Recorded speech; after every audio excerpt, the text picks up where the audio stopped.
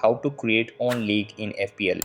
Hey guys, in this video, I'll guide you through how to create own league in FPL. Alright, so let's begin. So the first thing that you want to do is open up Premier League app on your mobile and make sure it is updated to the latest version available. After that, sign into your account and you will be redirected to this page. Over here, click on Fantasy and scroll it down until you see Configure Leagues under the Leagues and Cups. Just click on it. After that, sign in with your credentials. Then over here you have to scroll down until you create and join leagues and tap on it.